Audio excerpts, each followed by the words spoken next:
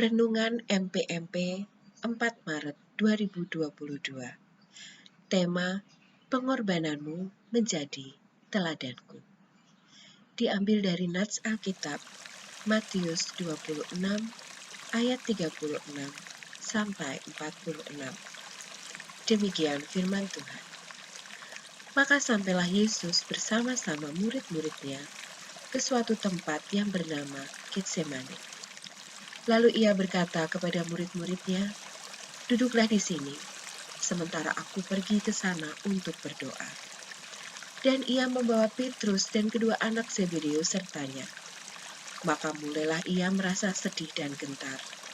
Lalu katanya kepada mereka, "Hatiku sangat sedih, seperti mau mati rasanya. Tinggallah di sini dan berjaga-jagalah dengan aku."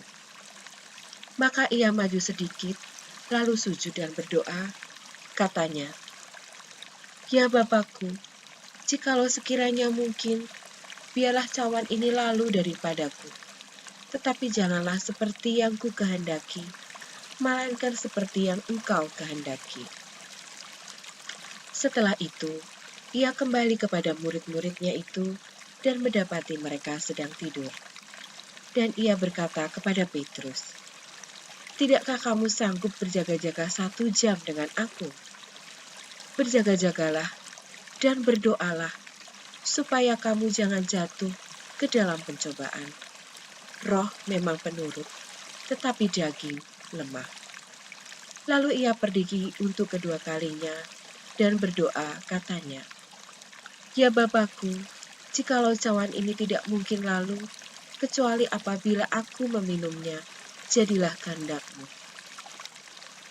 Dan ketika ia kembali pula, ia mendapati mereka sedang tidur, sebab mata mereka sudah berat. Lalu ia membiarkan mereka di situ, lalu pergi dan berdoa untuk ketiga kalinya, dan mengucapkan doa yang itu juga.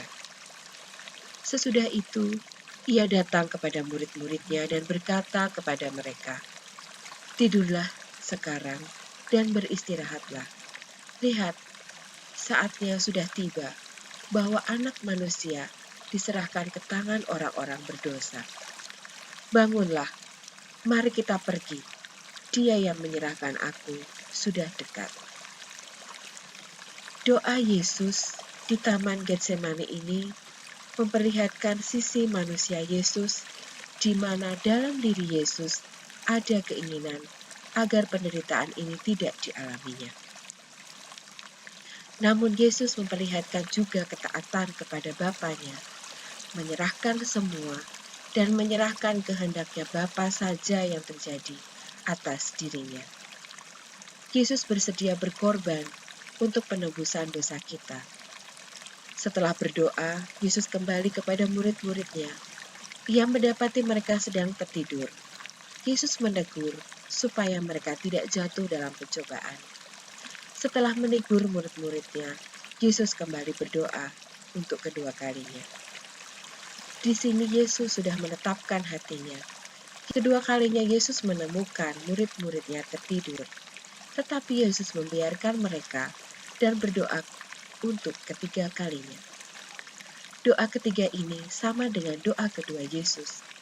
Yesus hanya ingin memantapkan hatinya dan bersedia menanggung penderitaan itu bagi umat manusia. Masa Prapaskah adalah masa bagi kita untuk menghayati penderitaan Yesus.